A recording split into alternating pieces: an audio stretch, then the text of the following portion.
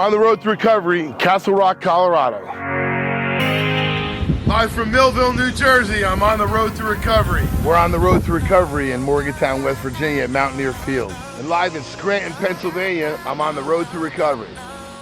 Here I am on the road to recovery from Berlin, Maryland. Hey, from Caseville, Michigan, I'm on the road to recovery. I'm on the road to recovery at Ann Arbor, University of Michigan.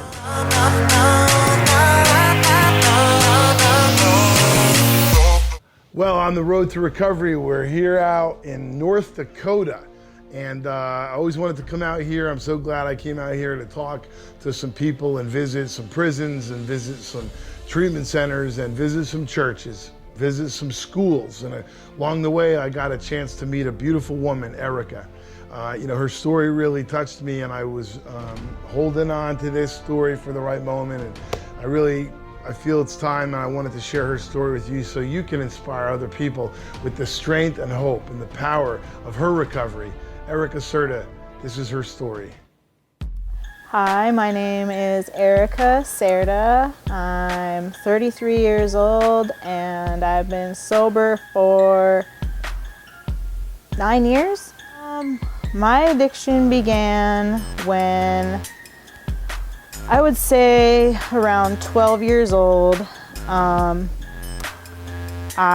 had a lot of anger in me, and I guess I was trying to find ways to release that anger. I would drink, smoke weed, I guess just kind of a daredevil.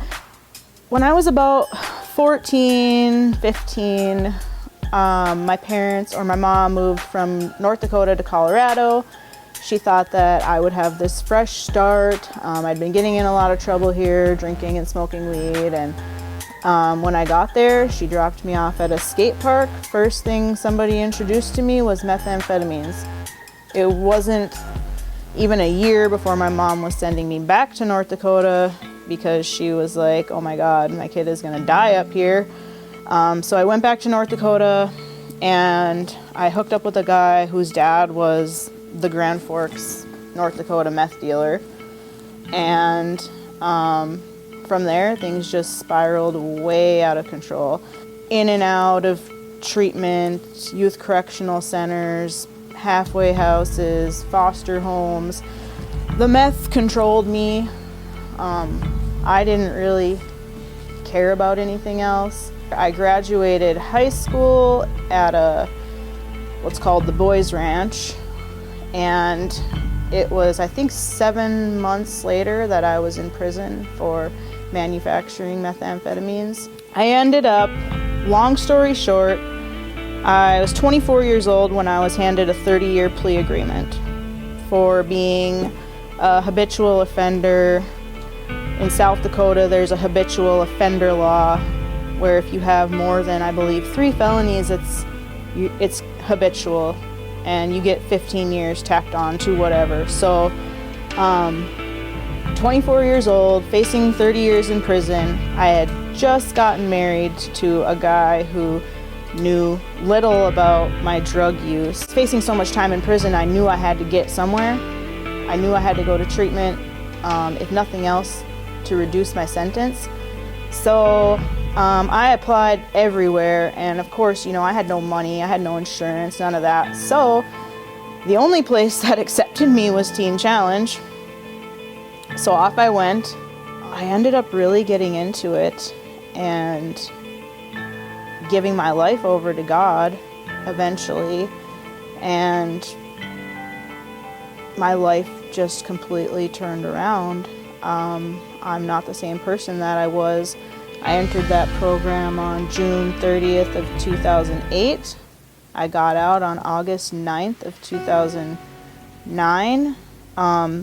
The judge who sentenced me after I got out said he was actually going against the state's attorney's recommendations, which he never does, and allowing me to return home because he'd seen such a change in me.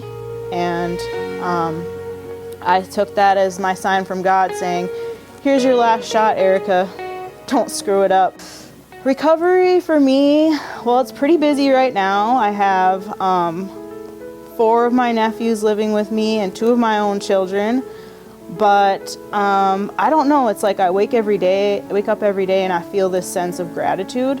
Like, I never had a home or imagined I could be a wife or have children or anything like that. So I just kind of wake up every day and it's like, I'm grateful for my home. I'm grateful for my husband. I'm grateful for the life I have and the job I have. It's a job that I really enjoy, doing outpatient treatment with people suffering from addiction. So I feel like I'm like living my passion every day, and I don't know, I wake up happy.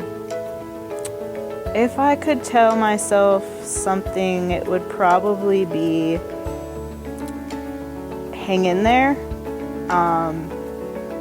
There's more to life for you than this.